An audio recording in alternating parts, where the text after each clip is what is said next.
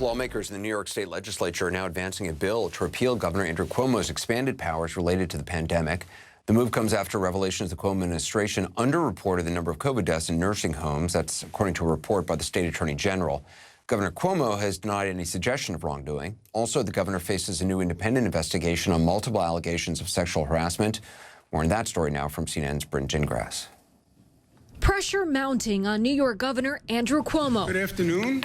Once in front of the cameras daily providing pandemic updates, Cuomo hasn't held a press briefing in days since allegations of sexual harassment and unwanted advances surfaced, now by 3 women. 33-year-old Anna Ruch telling the New York Times she met the governor at a wedding reception in 2019. She thanked him for a toast he gave the newlyweds, and then he put his hand on her lower back. She tells the Times she removed his hand, and then he put his hands on her face and asked if he could kiss her. Their encounter seemingly captured in this photo taken by Ruch's friend and provided to the New York Times. I was so confused and shocked and embarrassed, Ruch said. I turned my head away and didn't have words in that moment. CNN hasn't been able to independently corroborate her account, and Ruch hasn't returned our calls. Cuomo's office did not respond to CNN's request for comment on Ruch's allegations. A spokesperson, though, for the governor pointed the New York Times to a statement made over the weekend in which Cuomo said, "To be clear, I never inappropriately touched anybody, and I never propositioned anybody, and I never intended to make anyone feel uncomfortable. But these are allegations that New Yorkers deserve answers to." Let that be a fair warning. An investigation now in the hands of the New York Attorney General, who will appoint a special prosecutor to look into claims of sexual harassment against the governor. It could include accounts from 2 former Cuomo administration staffers who also made allegations in the last week. After going public to the Times, one of the women, Charlotte Bennett, issued a lengthy statement encouraging others to speak. "We will be standing with you," Bennett said. Cuomo said he will cooperate fully with the probe. It's a troubling situation, but I've been through this before with other colleagues, and I just have to say the investigation should be completed and should be as quickly as possible, and credibility given to the charges. Many Democrats hesitating to comment on Cuomo's fate until the investigation is finished. But Representative Kathleen Rice becoming the first Democratic House member to call on the governor to resign. And Bryn joins us. Now, do we know how the governor's been spending his time in the uproar? Well, Anderson, certainly behind closed doors. You know, we usually get those briefings about the state's response to the pandemic several times a week, and we haven't gotten one yet. Those updates are actually coming into our email inboxes instead. So it'll be interesting to see moving forward this week if he actually goes in front of the cameras. Now, keep in mind, as I mentioned in the piece, he hasn't directly responded to these newest allegations from Anna Ruch, only telling the New York Times to refer to the comments that he made over the weekend about the previous allegations. So again, it'll be interesting to see how he responds to not only that, but if any other women or people come forward.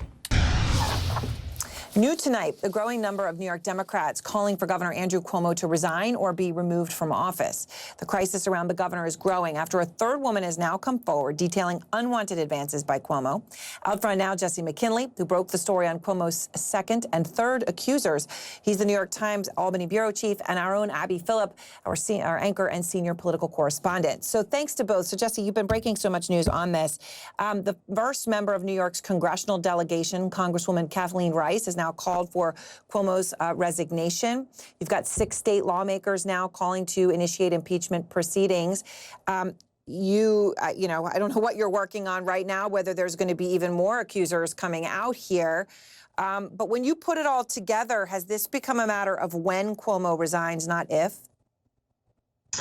I think we're kind of on a razor's edge at this point. I think it could actually break either way. I think in Albany, in the halls of power, in the state capitol, there is anger, there is upset, and there are a growing number of lawmakers who are very upset about this and would consider impeachment or resignation. I don't think they quite have the numbers at this point to kind of push Governor Cuomo to a resignation. But once again, as you pointed out, if other allegations are made credible, or if other women come forward, I think that calculus could change, and it could change in a hurry. So to that point, Abby, it took 3 weeks for former Democratic Senator Al Franken to resign following the first allegation of sexual misconduct against him, right? Pictures appearing of him on a comedy trip that he took overseas. What happened there seems to be haunting Democrats now, right? They went to the purest zero tolerance policy. So here's Senator Dick Durbin today when he was asked whether Governor Cuomo should resign.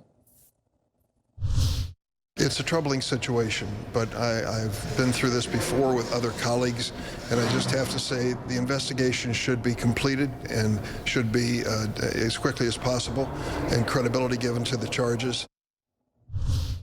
So, Abby, what are we seeing here now? I mean, obviously, I think there were many of them who regretted moving so quickly on Franken. Is that why now there's this whole, well, let's have an investigation, let's have an investigation? What's going on? Yeah, I think Democrats are trying to balance two things, which is one, that yeah, there were a lot of Democrats within the base, actually, who felt that Franken was pushed out unfairly or too soon, especially given the context of, you know, the allegations against former President Donald Trump that are, you know, in the dozens of accusers. But at the same time, they have to give credence to these accusers. Right. You know, there have been so many Republicans who Democrats have said, for example, on the Supreme Court, that ought not to be on the court because of allegations. So they can't just dismiss it. I think you're going to see so many Democrats like Dick Durbin holding on to this investigation, buying some time with it, and saying this is how we're going to establish some form of process around this so that we don't have to be in a position to make a judgment about whether he should stay or go. You're going to see, I think, a lot more Democrats hanging on to that for as long as they can, unless, of course, as Jesse points out, there are more people who come forward. I think that is really the thing that we don't know yet. If there are a lot more women who come forward, it kind of changes the calculus of all of this. It absolutely will. And of course, I'm sure, Jesse, you'll be the first to hear that and share that. But to the point that Abby's making, look, Governor Cuomo did a lot of things in terms of policy against sexual harassment. He vocally, obviously not in his personal practice, it appears, but vocally supported the Me Too movement. Here he is. You had thousands of women stand up and show the courage to come forward with the Me Too movement and speak about the sexual harassment that is endemic in our society. And change should come to this nation's policy vis-a-vis sexual harassment against women, which is chronic, long-term, and endemic, and it has to stop. And we're going to do our part. And I have tremendous respect for the women who have the courage to come forward. But it says to the nation, once the problem is revealed, do something about it. Okay, Jesse, so all right, you can look at that, roll your eyes and laugh and say, what a hypocrite, blah, blah, blah. Yes, of course you could do that. Does that help him, though, with lawmakers who say, okay, but he did a lot of things so he can find a way out of this? Or does it say, does he need to do exactly what he said? Once the problem is revealed, do something about it, as in get out, see you later? Yeah, I don't know that, you know, speeches from a couple of years ago are going to save him right now. You know, I think, you know, past action is not going to be the type of thing that they're like, oh, well, but he did, you know, he did say all this nice stuff about the Me Too movement. I think the political quandary that Mr. Cuomo's in right now is about current action. You know, I think that the apology that he gave on Sunday probably fell short for a lot of people. I think the explanations have fallen short. And keep in mind, Aaron, he hasn't been seen in public in almost a week. He hasn't given an interview. He hasn't taken questions from the media. So there's a lot of open questions that are going on about the right now, about these allegations that we've documented and that have come out, you know, prior to that with Lindsey Boyle and what have you. So until those questions are answered satisfactorily for lawmakers and for voters and for residents of the state, I think this problem could persist for a while. Right. Well, look, and like Trump, Governor Cuomo is someone who would take any camera he could get, right? Love to call into shows, love to do everything. Now suddenly silent. All right. Thank you both very much. I appreciate your time.